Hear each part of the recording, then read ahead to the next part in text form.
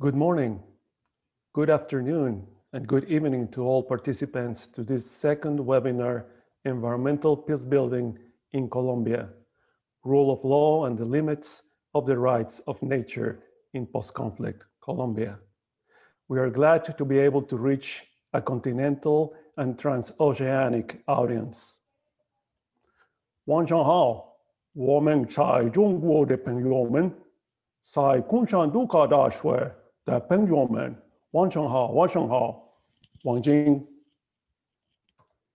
Buenos días, buenas tardes, buenas noches a todos los participantes de este segundo seminario virtual sobre construcción de paz y medio ambiente en Colombia, el Estado de Derecho y los límites de los derechos de la naturaleza en la Colombia del posconflicto.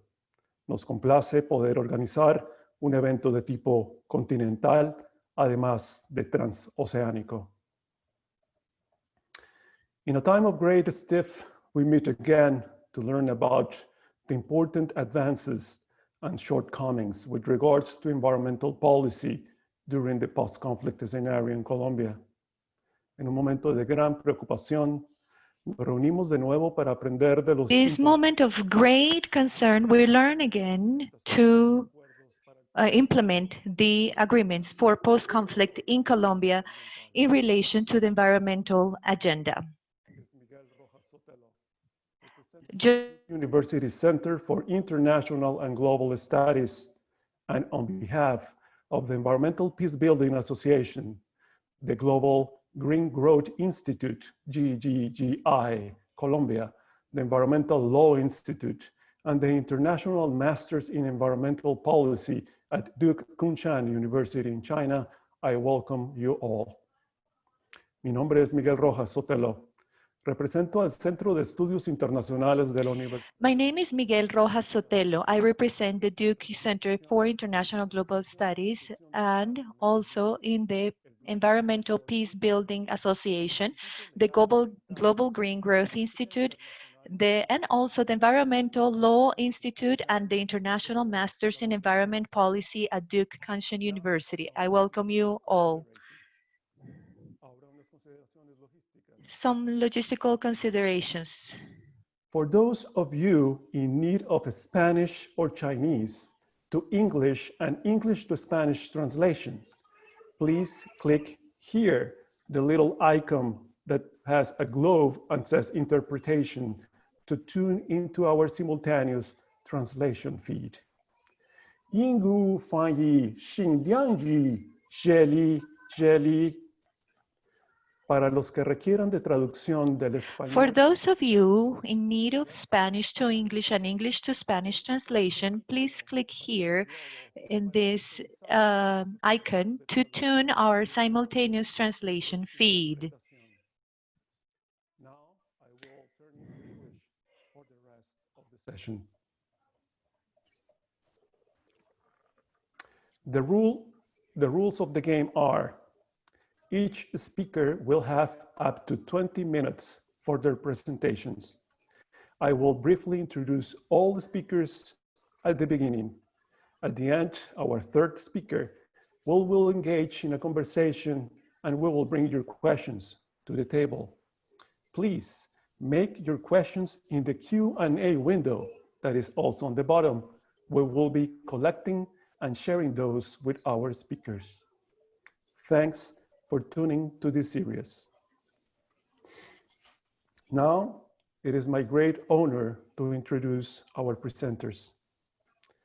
GLORIA Amparo Rodriguez, Professor of Law, Director of the Public Environmental Law Research Group at Universidad del Rosario in Bogotá, Colombia, a Senior Fellow at the International Institute for the Sociology of Law, and adjunct judge of the Constitutional Court of Colombia.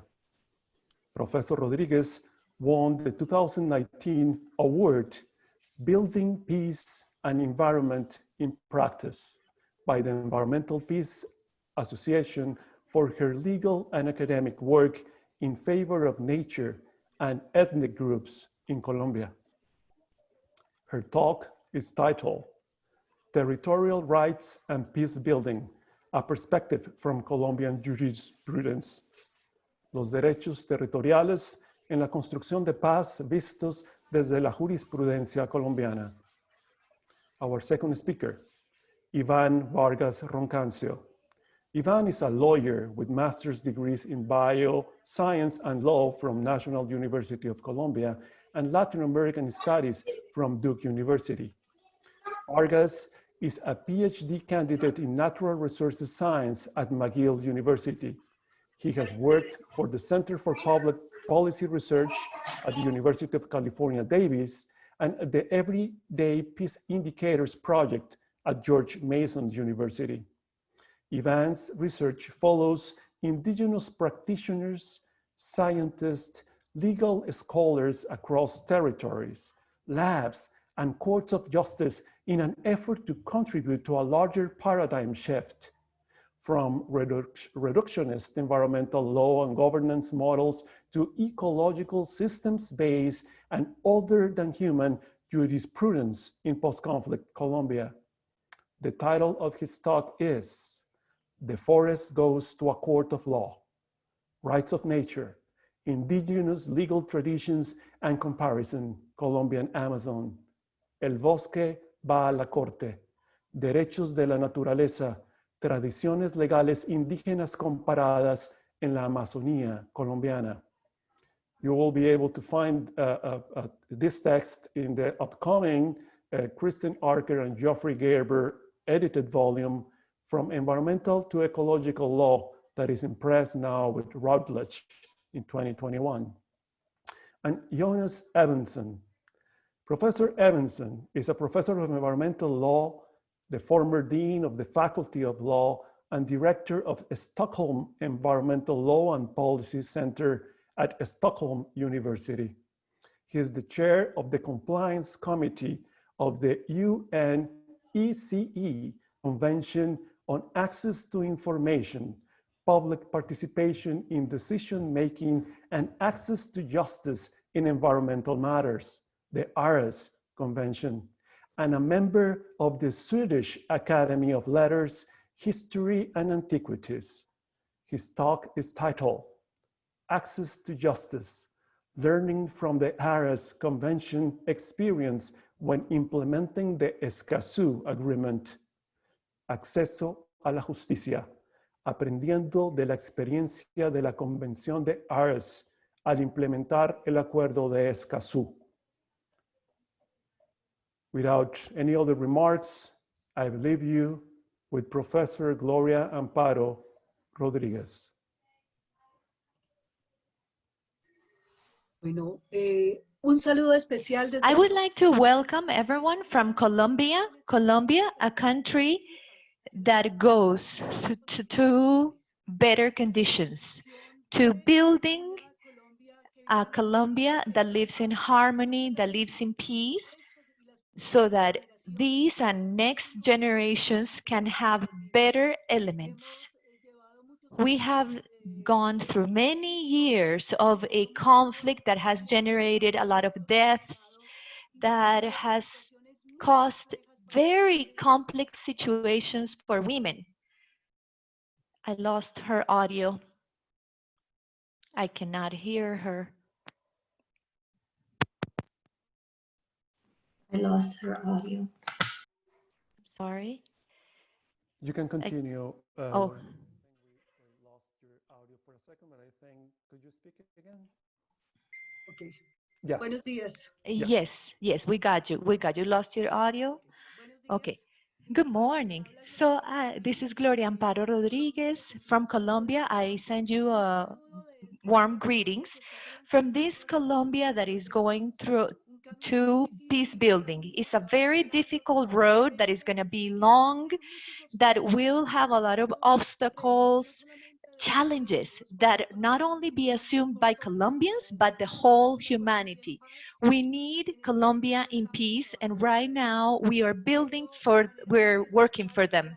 So I would like to thank the invitation that you make to talk about territorial rights in Colombia and building peace. How territorial rights are working in our country. So I would like to thank for the invitation that you make so that I can tell you what is happening in Colombia. We find judges through their jurisprudence, through their decisions, they're advancing to new theoretical frameworks in terms of peace building, in terms of territorial rights building. So I am going to share my presentation with you. The presentation, can you see it? Yes, we can see it. Thank you. Okay, so I will talk to you about territorial rights in peace building seen from Colombian jurisprudence. What have judges done to guarantee territorial rights? So they have been vulnerable. They have been in risk because of consequence of the armed conflict. Many of the communities where there is wealth in our country have had to suffer the consequences of conflict. In that sense, the Constitutional Court gives us key elements. Other judges give us key elements to address this topic. I will point out that the territory, as it is conceived, has multiple definitions. I would like to present to you a definition that we have worked with from our in the research group. That territory where people inhabit, where they have their everyday life, it is a place that is so important, so relevant for peoples and communities. Why?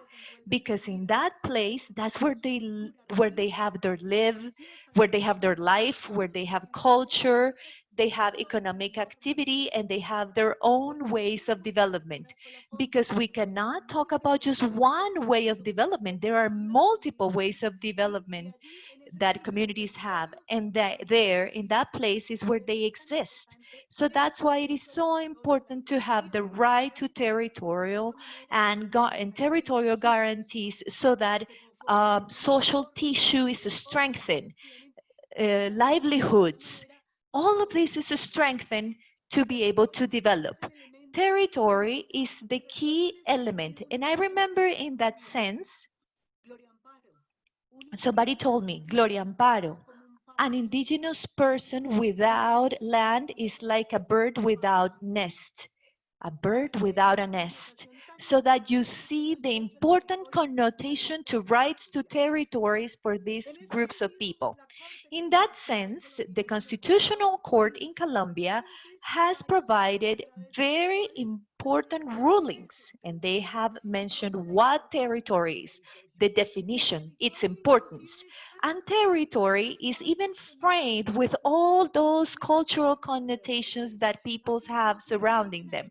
We have here this indigenous person collecting clams, those clams that are right next to the beach. In this area where there used to be a mining port, he went there to conduct his cultural activity. That cultural activity is called the paramento. So this is the nature. Why? This is a very important environmental conflict in Colombia. So the whole areas that are inhabited by them is not only the places that have been exploited, but those environments where they have their traditional economic cultural activities. They don't inhabit there, but they have a very important cultural vision there surrounding them. For this community, that territory where there was a port that was built, that's a territory where they require this important element to be able to reproduce their culture. In that sense, we see how important territory it is for them.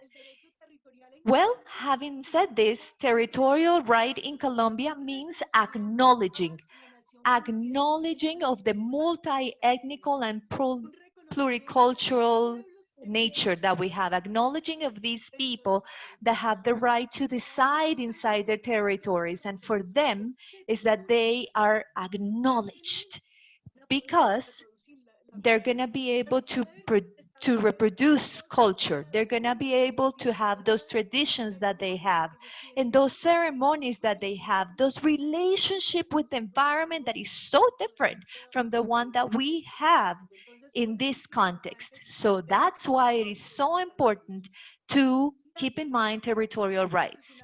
The Constitutional Court has pointed those important elements that need to be kept in mind in territory. The first one is they need to have that is called the resguardos. Resguardos is the property they have to live in those places. It's called resguardos. It is property ownership where they can reproduce their culture, but they will have safety that nobody will interfere with the way of life.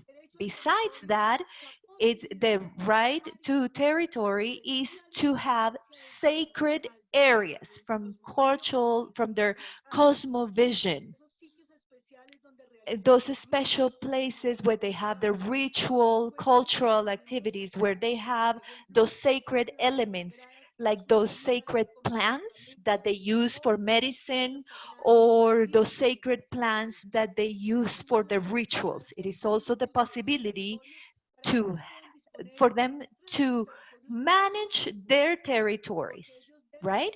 Because they need to participate. They need to have conditions to be able to use, exploit, and conserve natural resources. And nobody has done it better than these communities, because these communities for a long time have protected their territories, their resources, to the point that those areas with the greatest importance are in the territories of these people. So this is related to protection of ecological importance for the country.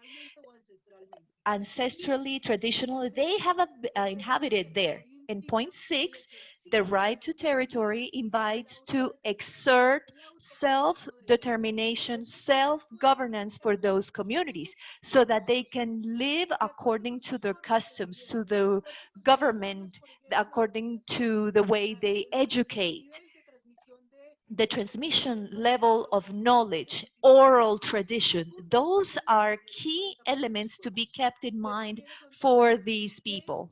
So these peoples. So I would like to tell you that Colombian jurisprudence has given us all those elemental key elements to guarantee rights of these communities. Having said this, what does right to territory imply? What does it imply? Without a territory, everything fades, I'm sorry, it loses strength. There is nowhere to express culture. Quotes, this is in quote, an indigenous person told me this. That is the importance it has for them. We cannot live without a territory. When we have when we have been displaced from our regions. So that for that reason, that exercise, the right to territory, implies that those communities can access to those places, to their resources, that they can conduct all those activities that have characterized them, that they can possess, that they can develop, that they can control, and use their lands, their territories according to their cultures. In that sense, a right to territory implies all those elements. This image that you see here, those are the judges, high judges in our country going there to territories to talk to communities.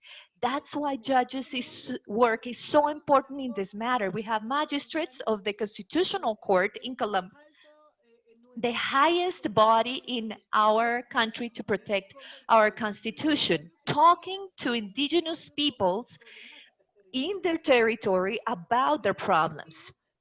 In that sense, the Constitutional Court in several opportunities has gone directly to establish what conflicts are to be able to solve cases. That's why from this approach, which is an approach that we can have a dialogical justice, so that judges can talk to all stakeholders and be able to make determinations.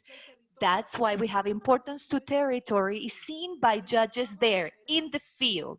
firsthand because they have been able to the Constitutional Court, they have been able to establish ethnic groups in our country have a very important relationship with their territories. Not only because there is the way their livelihood, because they guarantee food safety, to live there, to have their households, but also because it is a comprehensive element of their cosmovision and religion. That's why we need to value this work that judges do, that they go to territories. And of course, within this context, ethnical groups in peace building have a lot to do. They the way of justice, they practice justice. In that sense, we can see how ethnic groups build peace and they play an important role in the environment.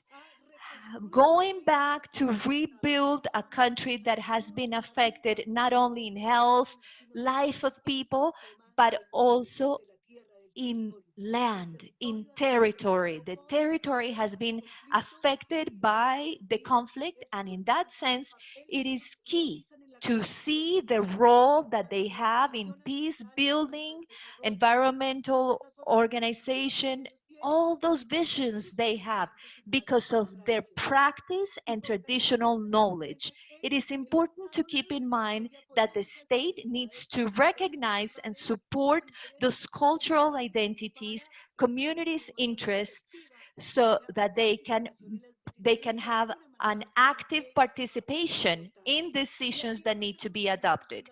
Here we have key elements like the right to participation and prior consultation that these peoples have in this area. The peace agreement, peace accord, we are going through complying to this over 60 years, more than 8 million victims in Colombia. Today, we have this agreement with FARC that was signed in 2016, and we are going to building that Colombia in peace that we all know it has a fundamental axis, which is victims. Victims live in territory. That's why building stable and long-lasting peace must have victims as the main axis. Those historically vulnerable populations that are in Colombian territories. That's why this scenario, the post-conflict, constitutes an important element to keep in mind territorial rights. In that context, I would like to point out something very important, that inside the special jurisdiction for peace, inside the peace accord, there is this territorial approach. This territorial approach and environmental approach of the Peace Accord proposes acknowledging needs and characteristics of those communities I have mentioned, those characteristics that are related to economic, cultural, social activities related to territory. There is this intrinsic relationship between communities, territory, and the way they have all these cultural, economic, and social activities. So what is the objective? To guarantee environmental sustainability in the country, and of course, everything that is related to implementing different, so that different stakeholders are implemented, right? They are included. There needs to be this joint construction. So that's why we're talking about sanctions that are related to these topics that are so important, like the ones we have just mentioned. It is the first time that we have the peace accord, that we have ethnic groups participation, and this ethnic commission within the GEP, the justice. We have the system for truth, justice, reparation, and non-repetition, those judges that belong to ethnic groups. That's why we have this ethnic commission. This is this permanent instance that promotes the approach within the jurisdiction. Here, it is important because they play a key role to be able to understand the relationship between the conflict, the post-conflict, and those tasks we need to conduct with those groups and with those visions. This is so important to highlight it in our country, to the point that in those cases that we have right now, this peace special jurisdiction has had several rulings. The territory has been, for example, considered as a victim of the armed conflict. We have important cases that involve African descendant organizations. It involves indigenous peoples. And in that sense, I need to highlight the inclusion, not only of territory as a victim, but also to keep in mind within the jurisdiction the relationship of those communities with the territory. This is a key element for all decisions that are being made in Colombia surrounding this topic. It is also important to mention that our jurisprudence in our country, we are talking from the jurisprudence order. Another element I'm talking about, keeping in mind acknowledgement of territory as the subject of rights. A subject of rights is not only the JEP. No, it's also the Constitutional Court, the Supreme Court of Justice, and many that are talking about nature rights. So this implies a very important challenge. It is a challenge for the 21st century for us to talk about subjects that have rights, subjects non-human that have rights. It is a change of paradigm. It is a framework through which we can see the importance for judges to have this interdisciplinary vision. Why? Because relationship between law and nature comes into these decisions. Those important decisions that we talk about in many universities in the world, like Atrato River decision, like the Amazon River decision, rulings, right? So we're talking about nature. Those are rulings that keep in mind participation of communities that have been affected by these types of conflicts that must be solved by judges. In that sense, we can talk about these dialogical rulings that we are having in our country. Why? Because following up these rulings and their compliance, we are keeping in mind communities that have been affected. What do they want? What their expectations are? What are their visions about surrounding the territory? And this implies, of course, that these sentences sometimes imply rejection, a lot of questions, but we could say that we are about to change law, because this is social construction, and it means that it will change little by little, and we are thinking about new tools to guarantee rights, especially rights to territory, those rights that are related to natural resources, those rights that are related to very complex situations. Before many regulations that we have, the problem is that here we need to have guarantees, judicial guarantees that we see from these rulings that are being passed. So there is inefficiency in territorial guarantee of rights and environmental guarantee of rights. So new elements are being built by judges, and those elements are not in our constitution. They are just jurisprudence. So that's why it's so important to keep them in mind. Rights of nature, they allow overcoming the anthropocentric view that we have of nature, and keep in mind that we are an element, an additional element to nature, and we need to have that harmonic relationship.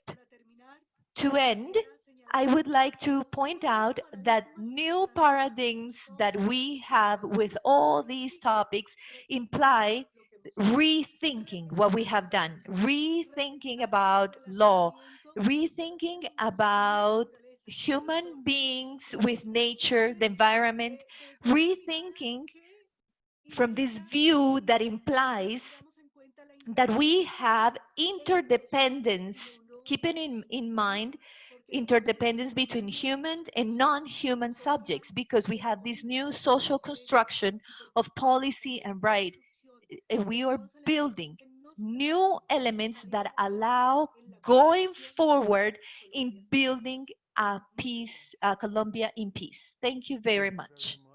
very much, Gloria Amparo. And now we give the Ivan Vargas Roncancio.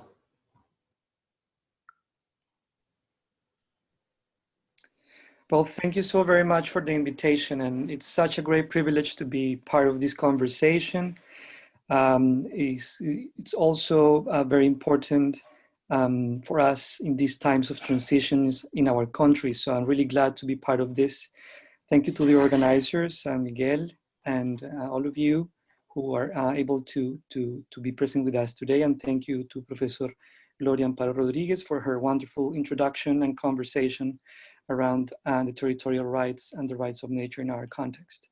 So I'm going to go and I'm going to talk a little bit about my work, which is ethnographic in nature. I'm just going to share the presentation and just take it away.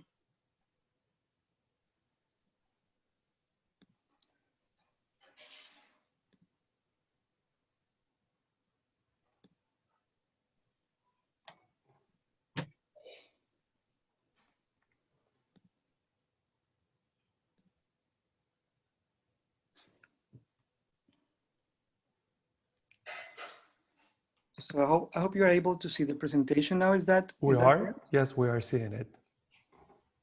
Okay, so the title of the presentation is The Forest Goes to a Court of Law, Rights of Nature, Indigenous Legal Traditions, and Comparison in the Colombian Amazon. So this is just an outline of the presentation. I will start by talking about this hypothesis of thinking about law as something that is not only about culture, but also in light of the new developments such as the rights of nature, something that goes beyond the human, and what this might look like in ethnographic encounters in Amazonia.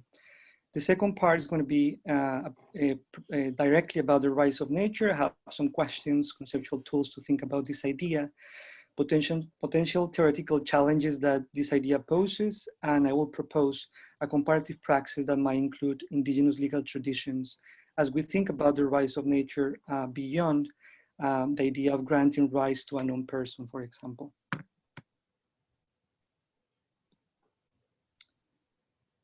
So in 2019, I had the opportunity to join an ethnobotanical research project led by Colombian biologist David Rodriguez Mora, who is here with us today.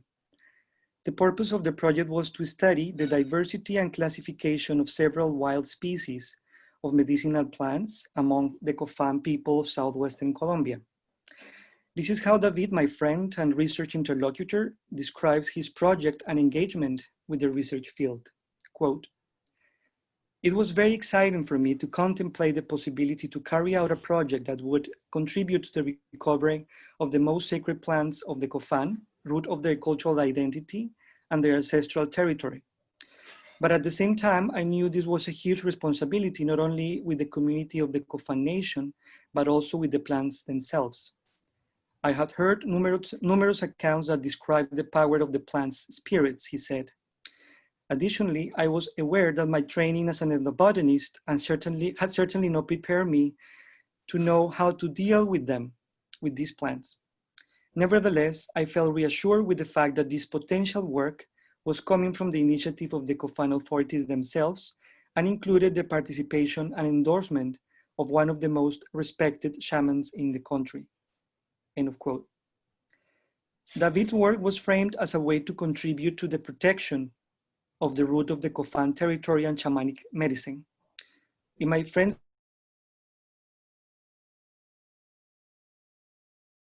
an important stepping stone in designing sustainable harvesting methods and dealing with the rapidly declining wild populations of these plants, while ensuring the continuation of Cofan's shamanic medicine. While the purpose of his project was clear and increasingly aligned with the desires and expectations of the local community itself, the awaited co-creation of a scientific and legal protocol to guide the project was not without surprising and enriching equivocations. Drawing upon Brazilian anthropologist Eduardo Viveiros de Castro, an equivocation is not only a failure to understand, but a failure to understand that understandings are necessarily not the same and that they are not related to imaginary ways of seeing the world, but to real worlds that are being seen.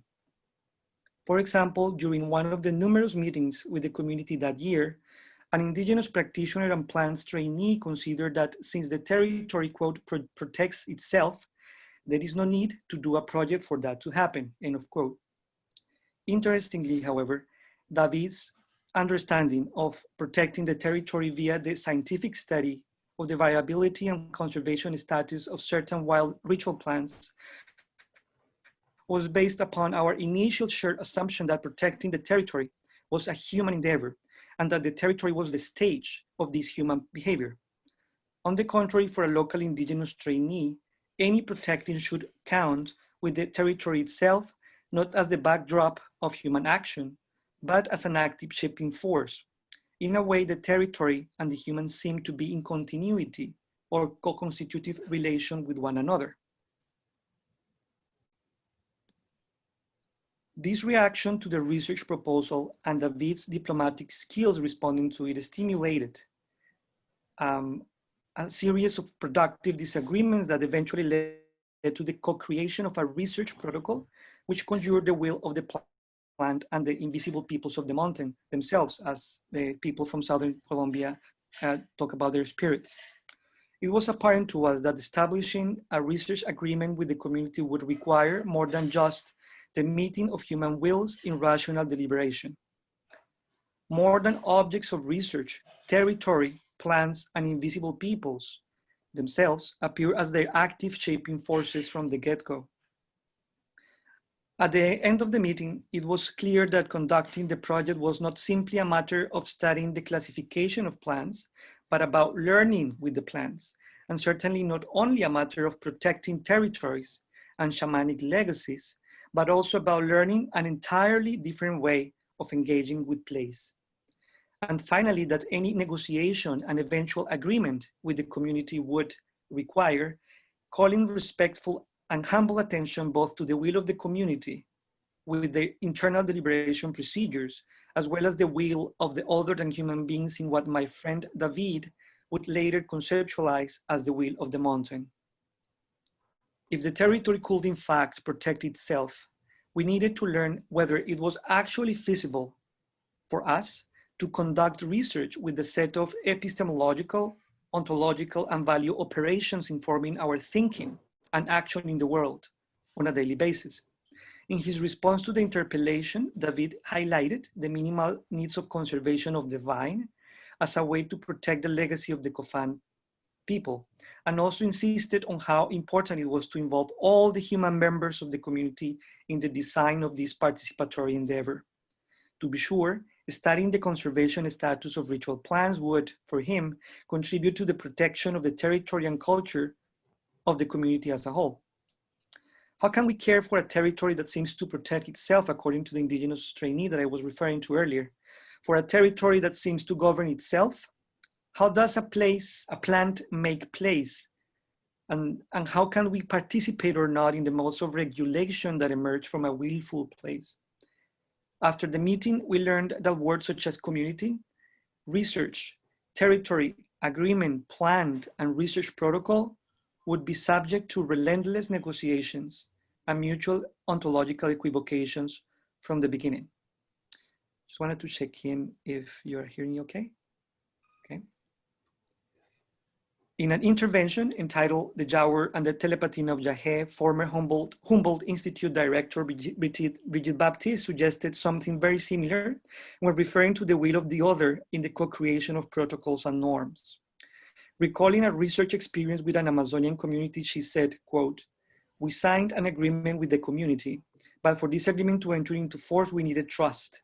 There were good reasons to demand that this contract between the institute and the community should go beyond the norm written on a piece of paper.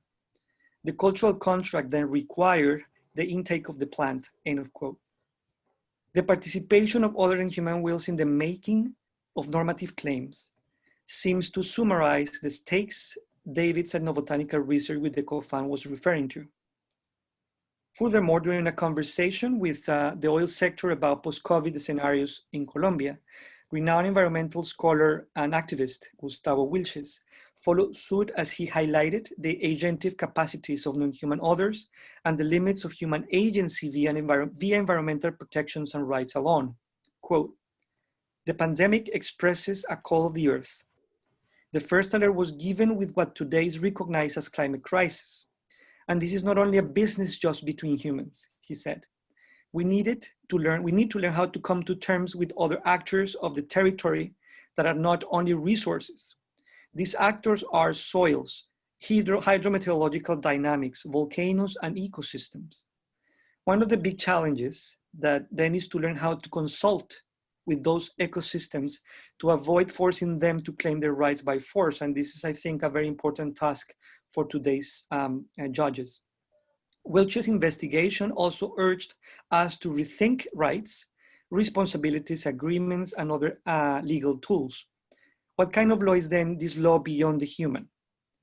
In fact, these similar claims on the agentive capacities of non-humans by indigenous practitioners, policymakers, and sustainability researchers alike seem to share something in common, in my view, a normative kind of language.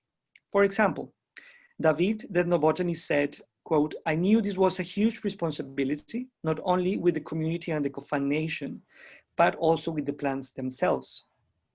In turn, Humboldt Institute Director Brigitte Baptiste underscored how the cultural contract, quote, "required the intake of the plant," while the indigenous trainee from the COFAN community insisted that we don't need a protocol, for the territory takes care of itself. Finally, Wilches, the Colombian environmental legal scholar, talked about, quote, "coming to terms with other actors of the territory and consulting with those ecosystems." What is all this telling us? In my view, responsibilities, contracts, and consultations with territories and ecologies abound in current conversations around environmental governance in Amazonia in particular, especially today. And after what some have called the legal revolution of the rights of nature. Actually, we have a groundbreaking ruling from the High Court of our country granting rights to the Amazon, which has had different points of view in terms of the feasibility of undergoing this kind of implementation with today's legal paradigms. Are scientists, environmental scholars, and indigenous peoples asking for a new kind of contract that involves more than human agencies? What is agency and how is it formed in Southern Colombia? Does the language of the rights of nature suffice? So this is going to take us to the second portion of the presentation, where I will talk in some detail about the idea of the rights of nature and possible limits and possibilities of this idea. So what follows is based on a forthcoming chapter from as Miguel was saying, on a book edited by different colleagues, talking about this transition from a model of environmental law, which concentrates on command and control approaches to nature, to an idea of ecological law that is based on indigenous legal traditions, system thinking, and other kinds of tools. And so I just want to call attention to these couple of questions as I share this with you. Recent norms and judicial decisions on the rights of nature place life at the center of legal discourse in our country. This legal revolution thus purports to upend the paradigm of solely human legal subjectivity in recognizing the personhood of nature, which poses an important challenge for judges.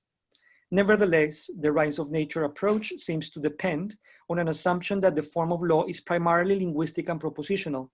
In this way, it reveals yet another critical assumption, that law is a system of norms made by humans to regulate human conduct in relation to an externally existing natural world, thereby insisting on the separation between law and life, and indigenous traditions and life ways teaches this principle of interdependence, as well as different scientific approaches to consciousness. I argue that recognizing nature as a legal person and subject of rights falls short if law is understood as a matter of human language only, and nature is understood as an adequate conception of cosmological interdependencies between all that exist. The thesis of law as language seems to reinforce a much contested rift between mind and body, culture and nature, among other boundary-making notions at the root of modern thought and practice. In what sense then could conjuring other than human beings as agents of legal meaning rather than mere recipients of state-sanctioned rights transform what we might mean by law and by the rights of nature in our country and Latin America at large?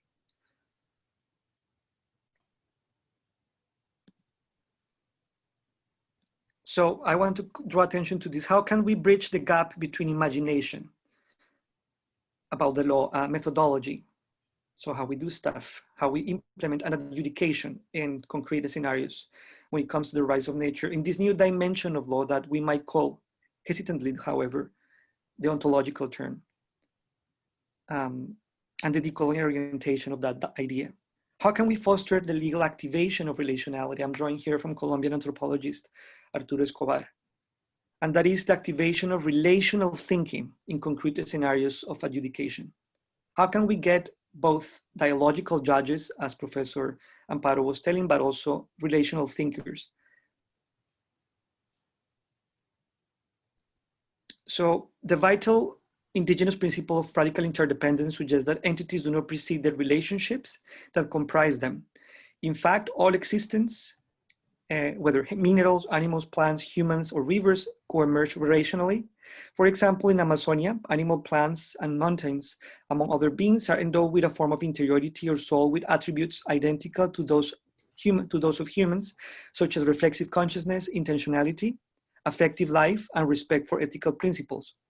In this region, the world is not intrinsically organized to the stable categories of nature and culture, since all beings, human and not, share a common interiority concealed underneath the mask of their own bodies. And there is a broad of ethnographic support of this claim, both in Amazonia and elsewhere in Andean ethnographies as well. This theory of the self affords quite a different understanding of the law as something beyond cultural and human meaning. For indigenous communities in Colombia, for example, legal protocols come into being through ritual and everyday relations between animals, plants, spirits, and humans, mediated by the taita, often a traditional political authority, but also a medic, or the shaman. Applied in instances ranging from ritual procedures to research contracts, and from prior consultations between the state and local authorities to the allocation of justice in the community itself. Legal meaning in these protocols is the emergent effect of interbeing engagements rather than the will of the human expressed through the vehicle of language. This legal cosmology, in my view, challenges Western legal theory in at least two fronts.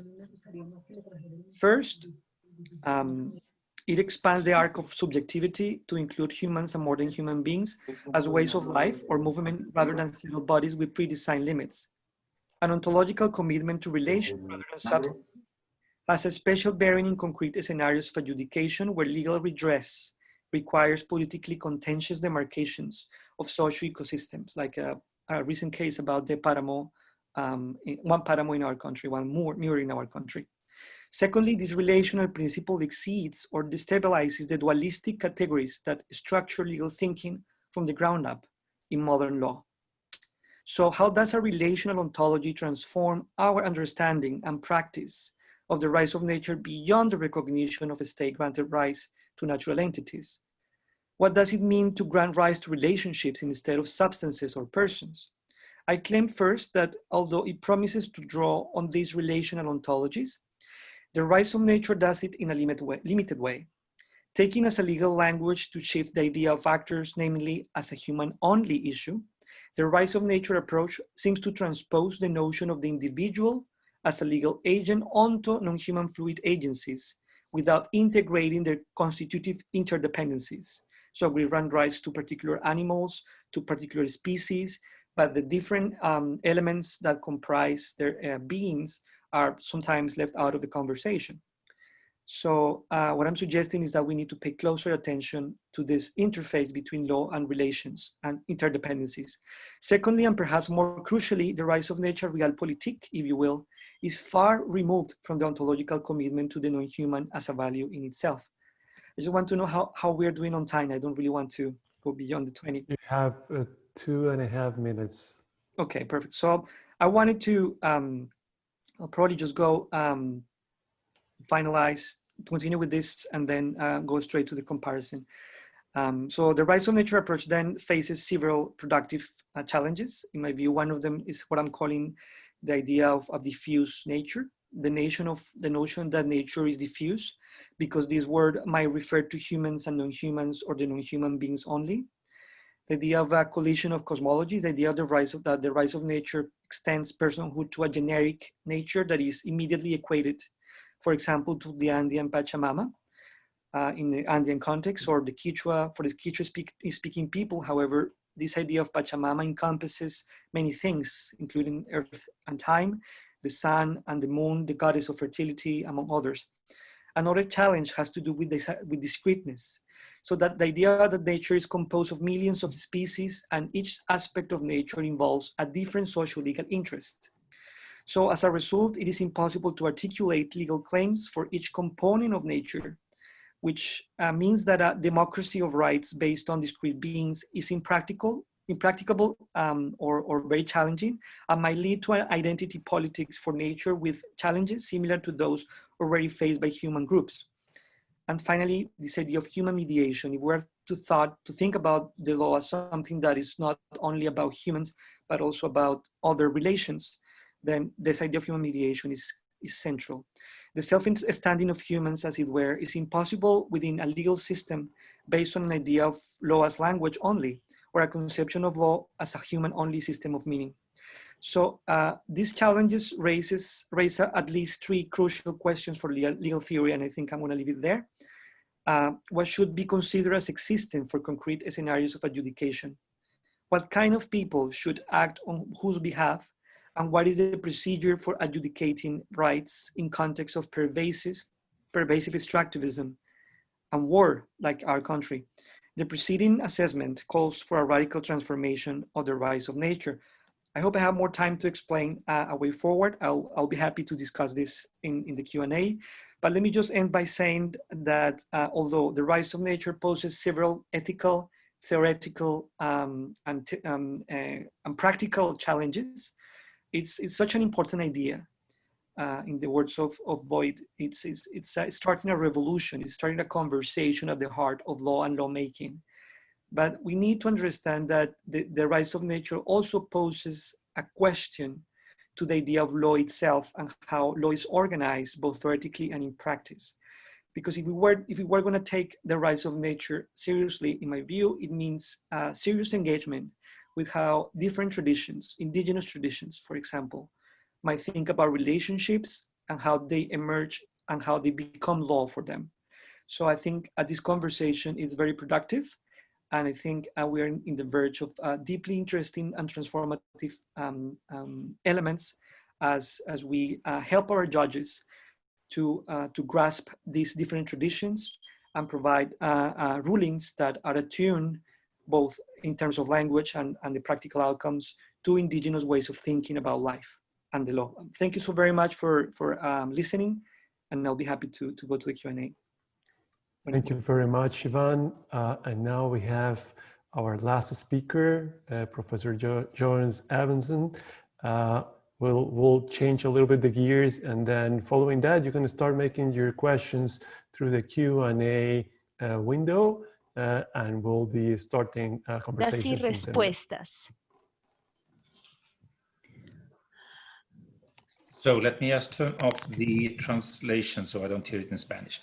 So thank you very much, Miguel Rojas, and thank you very much, Miguel Londono, for inviting me. And thank you in particular to Miguel Londono also for translating my presentation, which I will share with you right away.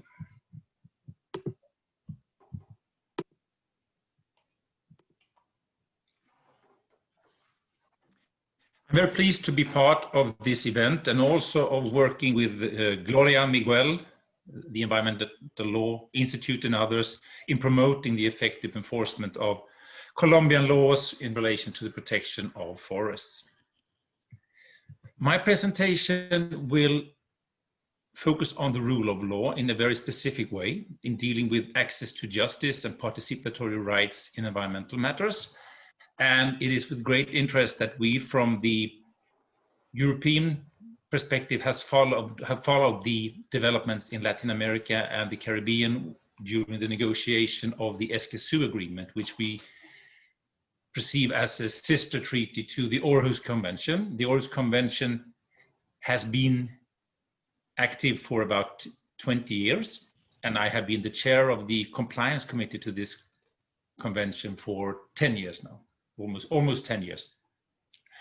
So what I would like to describe for you is how the Aarhus Convention and also the Escazú Agreement, when it gets into force, how it promotes the rule of law, and it addresses key issues relating to access to information, public participation in decision-making, access to justice, fundamental notions of no harassment, persecution, or penalization, principles of non-discrimination, and also by setting up a specific kind of non-judicial or quasi-judicial review mechanism. But before doing so, I would like to just take you one step back and to consider the rationale of these developments, which is very closely linked to human rights notion. Why promote access to justice and participatory rights? And I have listed here a couple of elements that we can find in policy documents, in preambles of these instruments, and in jurisprudence and literature. The promote of the respect for rules generally, and the implementation of environmental laws. Even though we have public authorities to implement it, public authorities cannot do it entirely. Public authorities cannot represent all interests in all respects. It improves the quality of environmental decision-making to allow members of the public to voice their issues, which are very often quite diverse. It improves the control and transparency of the public administration, and thus it can prevent corruption. For sure, it is linked to the protection of human rights. It may enhance the legitimacy, fairness, and justice in decision-making, and more generally, the trust in public authorities, and thus promote environmental democracy and the rule of law. And in this respect, also, of course, improve the implementation of environmental laws in these respects that were described by Gloria and Ivan in the previous presentations about the protection and even the legal recognition and personality of natural objects, if that is part of the judicial system. So in Europe, in addition to the Aarhus Convention, which is the most advanced treaty on the rule of law in environmental matters, the European Convention on Human Rights, which is 70 years old and which doesn't even mention the word environment, which no treaty did from that time, has developed, much inspired by the Aarhus Convention, into a treaty that also considers human rights aspects in relation to the environment. There is an impressive and robust jurisprudence of the European Court of Human Rights, where it also cites, in some cases, the Aarhus Convention and the Rio Declaration of 1992. But the Aarhus Convention itself that I will be focusing on, but I think it's important to link it to existing human rights regimes. And as I will show you in a while, you have the same situation or a similar situation in Latin America and the Caribbean. In addition, of course, for huge parts of Europe, the European Union legal system can add to the promotion of the rule of law in environmental matters. So the first element of the Aarhus Convention, and I will give you a short description so that you are familiar with this. And in many ways, the Escazú Agreement is structured in a similar way. So the Aarhus Convention sets out the right for members of the public to have access to environmental information held by the public authorities. And that should be provided as soon as possible. There are grounds for refusing access. They are limited and they are set out, and it's only on the basis of these grounds that a request can be denied. In parallel to the obligation to provide information upon request, public authorities are obliged to gather and process and update environmental information. Without that obligation, the right to access environmental information may be quite, if not useless, at least it doesn't have the same potential.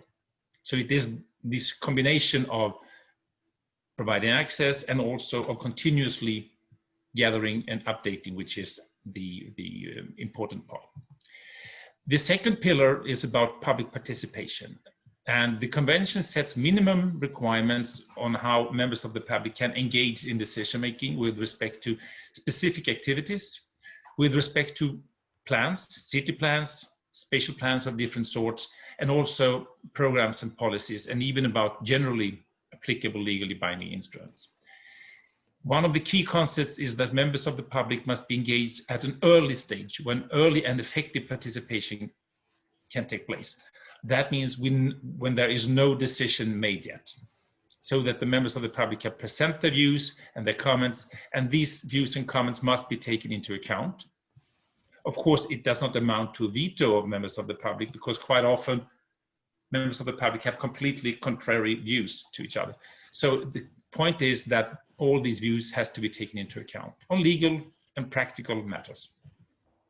The third part is about access to justice. If I'm denied access to the information that I have requested, I should be allowed and able to have a review of that decision in court or a court-like body. Members of the public should have access to a review procedure also with respect to decisions, acts, and omissions regarding a specific activity, and also access to justice in relation to any act and omission by a public authority or member of the public which contravene national law relating to the environment. This is a very important element because it actually opens up for almost all, not only almost, but all environmental decision-making relating to national environmental law. The convention also sets out that these remedies should be effective, fair, equitable, and that the procedures must not be prohibitively expensive. It's very important. It's like the courts should not be like the Ritz Hotel, open for everyone as long as they can pay. It must be also open in real life. In addition to these pillars, the convention sets out that members of the public must not be harassed, persecuted, or penalized when exercising the convention rights. And as I will mention in a little while, we have actually had a very important case on this specific issue. Also, environmental issues know no border. It doesn't bother about passport control. Nuisance crosses state borders, and members of the public in a neighboring country can be just as badly affected as people living in the state of the activity. So the Aarhus Convention sets out that when implementing and applying the convention, members of the public shall be ensured the same rights without discrimination as to citizenship, nationality, or domicile, registered state, or effective center of activities. This is also a very important point, again, knowing the spatial scope and the scale of many environmental issues. So now this brings me to my almost daily life working in the Aarhus Convention Compliance Committee. The Compliance Committee is not a court, and it's very clear to set that out immediately. Yet it is a committee with some quasi-judicial elements. And I think these elements are very important for the trustworthiness and for the integrity of the committee. This committee, as opposed to many other compliance committees under other treaties, is completely independent. We are not representing governments, the committee members, we are 9 members. The procedure is non-confrontational, non-judicial, and of consultative nature, but we apply very important elements of due process. The Compliance Committee receives communications from members of the public and also from some parties, but we have received so far about 180 communications. So we have registered 180 cases. We have completed quite a number of them, where the committee reviews whether a party complies or doesn't comply with the requirements set out in the convention. For those parties who found non-compliant, we report to the meeting of the parties, which makes a decision on the basis of which the compliance committee continue to follow what happens in that party, in that state, until it has done its homework, until it has changed its legislation, its jurisprudence and practice, so as to meet the convention rights.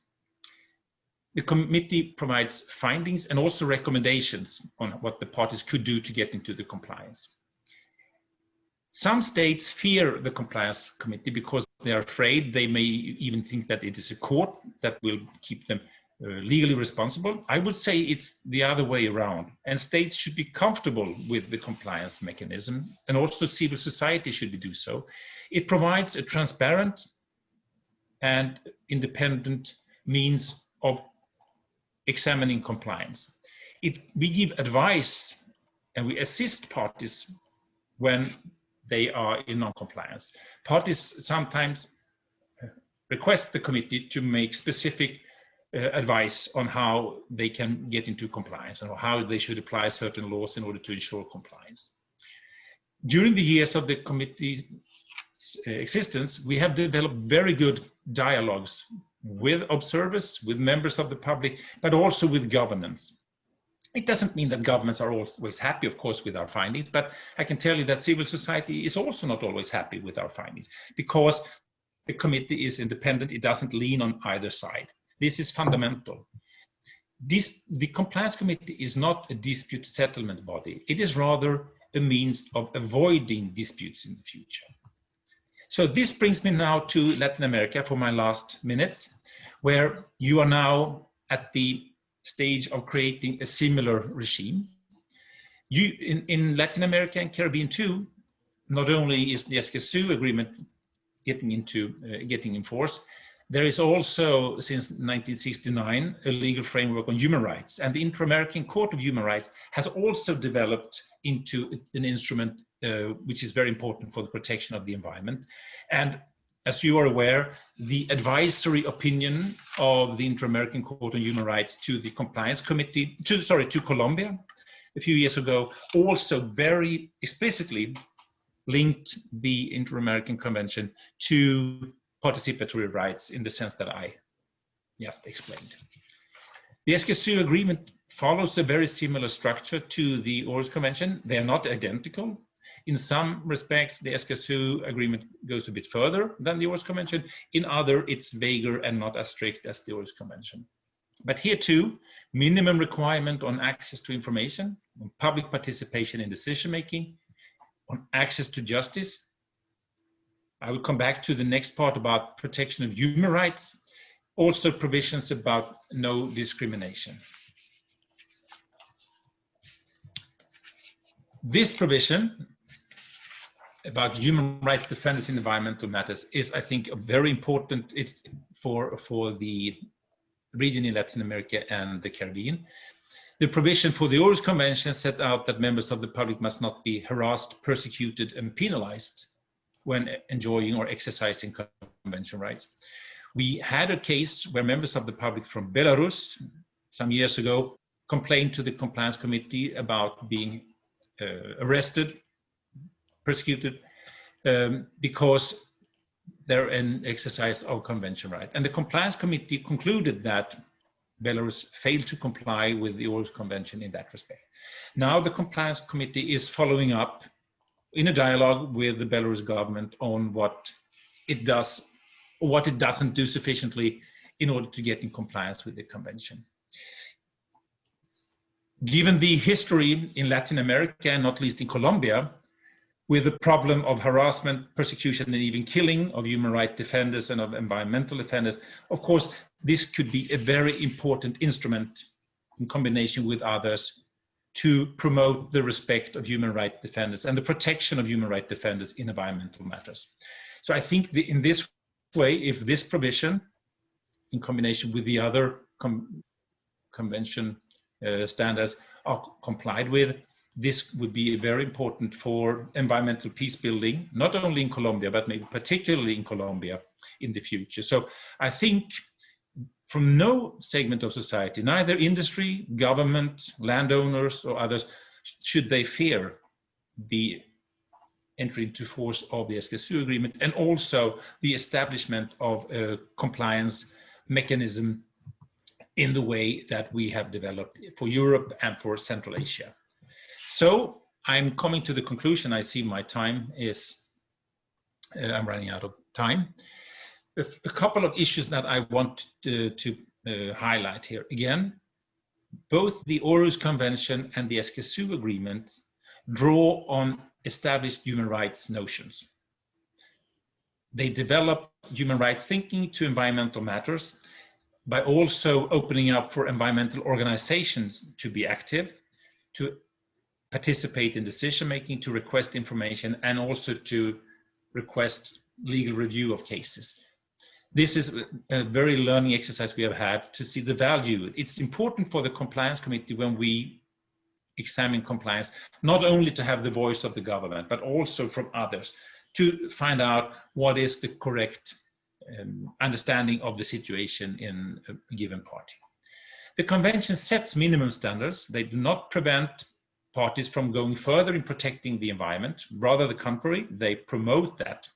And the Escazú Agreement also include the provision of no step back or no rolling back.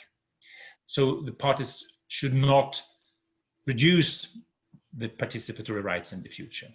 It promotes civil society engagement.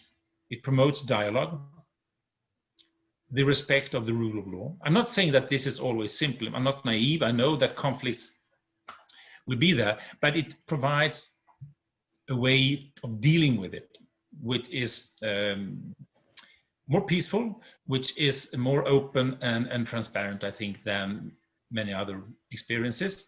And thus it enhances the legitimacy and the fairness and also trust in environmental governments more broadly. Again, a few words about the international compliance control that you will be developing also. This is something that governments should also appreciate. It is not a vector sum play where when some gets more rights, someone loses rights. It is a way of jointly improving the protection of the environment, or promoting the protection and the rights on public participation and access to justice. And also, again, to repeat, the protection of members of the public who defend human rights and who defend the environment in these different cases. I think I stop there, so we will have some time for discussion. Thank you very much. Thank you very much, Jonas, and please keep yourself with your screen open. And we call Ivan Vargas and Professor Gloria Amparo Rodriguez to the table. I think many very important issues are running around here, and I will, we already have a couple of questions, but let me start with a question, and is to try to tie your three presentations together. Jonas was talking about environmental democracy, right? And how environmental democracy can be achieved through this framework, law framework, international frameworks of law. Colombia is moving towards accepting being part of the Escazú Agreement. It has, you know, certain number of steps to get there. And here we have this idea of democracy, and Jonas was saying clearly, an issue connected with a tradition of human rights, in which this issue of environmental rights is just starting to break ground. Then we say is a framework that is, let's say, international, top to bottom, countries agree to become part of this democratic space.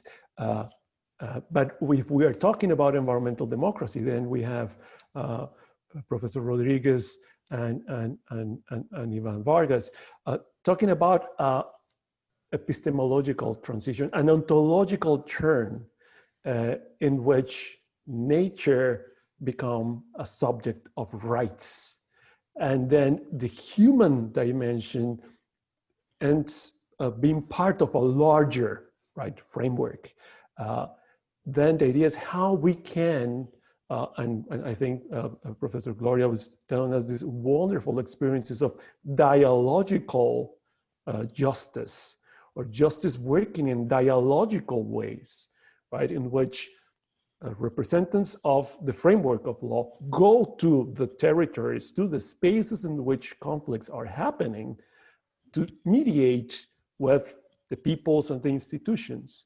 But at the same time, and Ivan was posing it, the territory speaks through its non-human forces. And in a multidisciplinary or transversal way, we have to start listening to that while this ontological turn happens. Then we have a very interesting scenario, and Colombia can become a really important player on rethinking these frameworks while they are going from top and coming from the bottom. Then here we have three people that are working on these connections. How do you find ways to create this communication, fluid communication between these two frameworks and this very interesting, challenging ontological turn? For any of you. ¿Entendiste la pregunta, Gloria Amparo? Okay. Sí, Jonás. Okay, yeah, well, just to expand a little bit, since you linked it into my presentation, what I meant by environmental democracy here, it is not in any way to replace it from representative democracy or voting rights, but it is to combine and to allow for members of the public to express their concern, to be part of decision-making that concerns their living environment, their surrounding, their relation with nature, their relation with others. It is a way of promoting their freedom of expression and the sense of citizenship and of being part of society. I think the points made by Gloria about, you translated it to dialogical justice, and I think it means justice through dialogue. I think it very much fits into the rationale and the objective of the Aarhus Convention too. Because in decision making, as I said, members of the public have different views.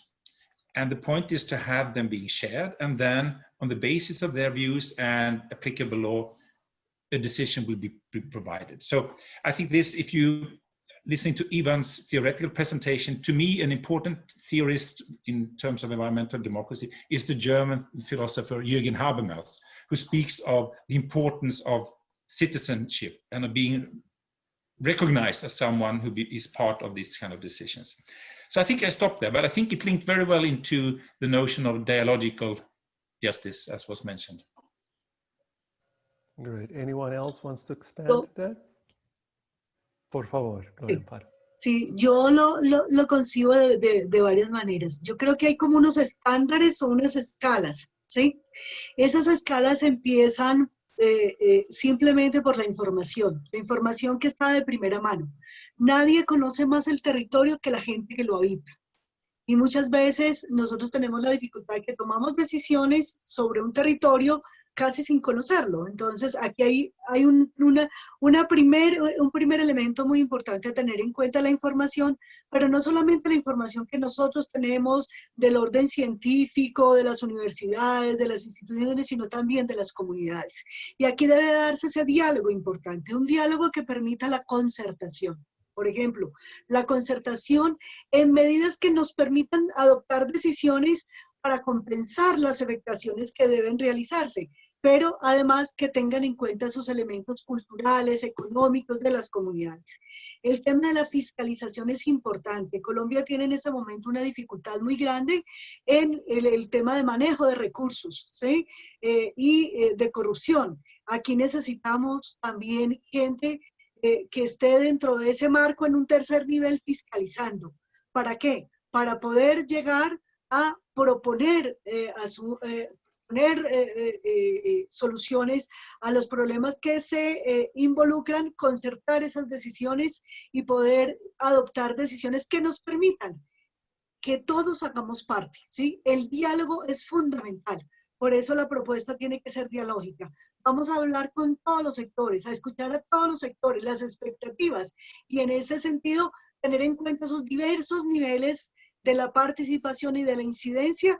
Implica tener en cuenta otras lenguas, tener en cuenta otras formas de ver el mundo, tener en cuenta otras necesidades de las comunidades desde el interior de las comunidades. Creo que por ahí lo pensaría yo. Thank you very much. We have a question directed precisely to this issue. This is to Iván Vargas and Gloria Amparo. And the question is by Anna and says, rights of nature and neoliberal multiculturalism. The Amazon subject of rights ruling has been criticized by OPIAC, for example. Two issues are in here. First, what happens to peasants? The peasant question in Colombia is pressing. Second, what happens to multinatural nature in a multiculturalist regime of law? The Constitution of 1991, the resguardos, essentialist ethnicization, etc. So I think this is a very important question. And let me just start by saying that we have here different levels of the debate. One concerns what we might frame as the legal imagination. So how different sectors of society imagine law to be and what it can do in society. The second has to do with legal education. It has to do with how we can teach these new ideas and start creating the changes and possibilities for these new ideas to be part of the political conversation in our country. And the other has to do with the level of compliance adjudication, this level of applying these new rules.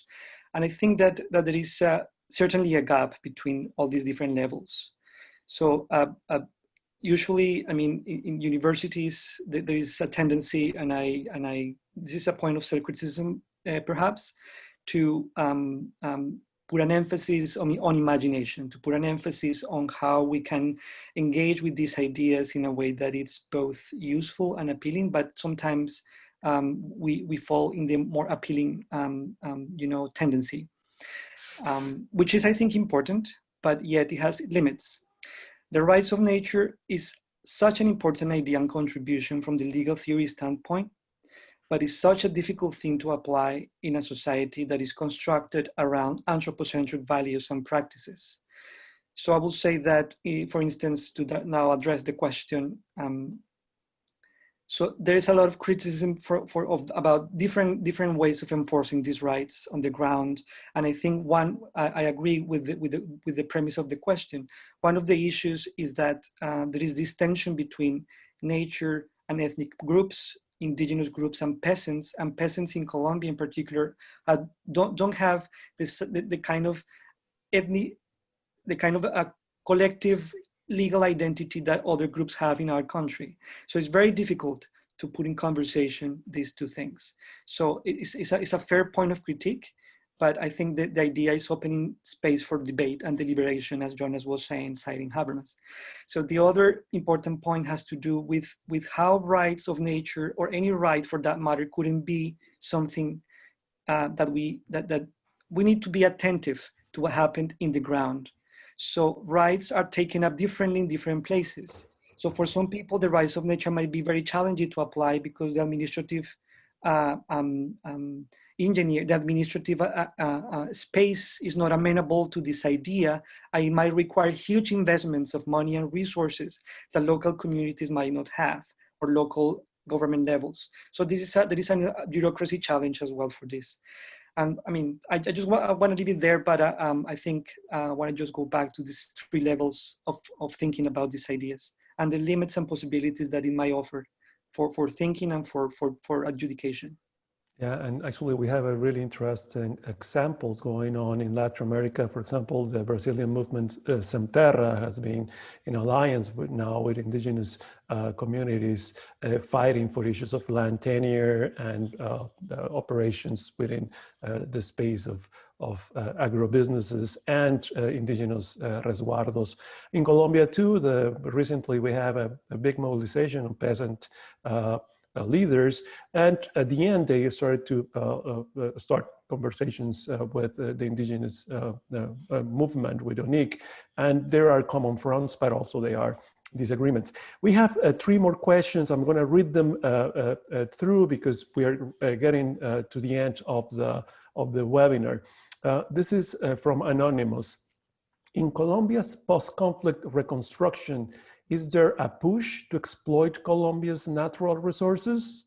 If so, Do you believe territorial rights help combat extractive industries for taking advantage of Colombia's rebuilding process? Another question says, this is by Estefania Cortez. Gracias, Estefania. The judicial legitimacy to demand environmental rights is inherent from the sense of citizenship. Therefore, anyone can be involved. Or is it mainly directed to people that lives in that territory, indigenous peoples? And another one in Spanish, I'm going to try to translate it right away. In my work as a botanist, I believe this is from David, one of the initiatives that has more interest and urgency in the life of the COFAN, the indigenous people, and other groups of indigenous people is to link traditional medicine, indigenous traditional medicine, to the health system in Colombia. I ask myself, how do we get such an objective from the framework of law in Colombia? They are open for the three of you, and this will be the last questions we take. Anyone about post-conflict reconstruction, Sí, reconstruction and natural resources? Inicio yo para que hablemos de los temas de los derechos territoriales. El tema de los derechos territoriales implican incluso protección del territorio. Y voy a darles el ejemplo. Una comunidad en Colombia estaba afectada por múltiples proyectos mineros que querían realizarse allí. Un área de un gran valor ambiental. ¿Por qué razón? Porque tiene condiciones ecológicas de muchísima riqueza, por ejemplo, en recursos genéticos, en especies endémicas, pero además porque allí vive una comunidad con una tradición muy fuerte de protección ambiental. La única manera que esta comunidad tuvo para poder proteger el territorio tenía que ver con derechos de garantías territoriales, pero además con la declaración como parque nacional. La figura de parque nacional fue la única que le permitió el que no se hicieran proyectos mineros en su territorio. Entonces, en este sentido, los derechos territoriales pueden contribuir. ¿Y en qué manera? En la medida en que esos derechos territoriales implican que deben cumplirse elementos importantísimos como tener en cuenta los aspectos culturales, el tema de la consulta previa, que es fundamental, el tema del consentimiento previo, libre e informado, que creo que es fundamental. En segundo lugar, la persona que preguntaba sobre si cualquier persona, claro, estamos en defensa de lo público. En defensa de lo público, eso significa que el territorio debe ser defendido por todos. En especial, nosotros los que trabajamos en temas ambientales entendemos que proteger un área como la Amazonía, no obstante la distancia donde yo estoy de la Amazonía, que es muy grande, protegerla también significa defender lo público, defenderlo de todos y poder proteger el ambiente. El tema de lo que sucede allí también me afecta a mí de alguna forma. Así yo esté en la ciudad, puedo defender los derechos territoriales de diferente manera. En ese sentido es fundamental. Creo que, por ejemplo, lo que se ha dado con la decisión de la sentencia del atrato, que se promovió que las personas que viven en la zona sean los guardianes de esa región, implica hacer un ejercicio muy importante. Por ejemplo, ellos han acudido a universidades lejanas para poder aportar elementos para soluciones técnicas, ¿sí? Ellos tienen sus saberes, sus propios conocimientos, pero también hay momentos en que nosotros requerimos de sus conocimientos o ellos de los nuestros. Aquí hay un trabajo fundamental para hacerse en esta materia. Muchas gracias. Anybody else? Jonas? Jonas, you want to say something? May I? Please. Okay, so I will respond, or not, at least reflect on the question posed by Stefania, was it? And of course not, I don't have the detail of Colombian law, but I can give you an example from how the Aarhus Convention has been applied. The Aarhus Convention doesn't use the term citizen. The Escazú Agreement does, but the Aarhus Convention, it speaks about members of the public. And it is fundamental, and I think this can be developed also in the regime of the Escazú Agreement. It's important that members of the public, not only in the specific territory where an activity takes place, but also outside, should be able to give their views if they are concerned. To give you one example, I won't have much time, but we had a complaint from members of the public in Germany that the United Kingdom had not informed them about the decision-making concerning a new nuclear power plant in the United Kingdom. Therefore, the German citizen complained they were not able to participate in the decision-making in the UK, even though they were concerned that if there was an incident, they would be affected. I mean, we know from history in Europe with the Chernobyl case that radiation knows no border. And the compliance committee found that the United Kingdom had failed to comply with the convention because it had not notified members of the public in Germany about the decision-making process so that they could go there. This is just an illustration of how far-reaching these rules are. I think that it is important also in the Escazú context that, of course, the interests of those who are most affected locally, if we speak about mining or deforestation, should be there. But if you have other situations, you must also not exclude those who can be severely affected, even though they don't live near the industry. Okay, thank you so much, Jonas. And there are so many other things. Falta una pregunta. Okay, you want to briefly, Ivan, you want to answer that, please? Yeah, just to answer briefly the question about resource extraction in times of post-conflict. I think the key issue here has to do with conceptions of territoriality and the territory. So if we think of the territory as something where we can go and extract things out from, that's one idea, which is part of the development idea of how we engage with the territory. But if we think of territory as sentient, as indigenous people think about the territory, our relationship would be one between people. So I think we are not yet in that point because we have not heard enough indigenous communities that think and know, as Professor Amparo was saying, know their territories. And we need to integrate that knowledge. We need to be able to integrate that knowledge into legal language.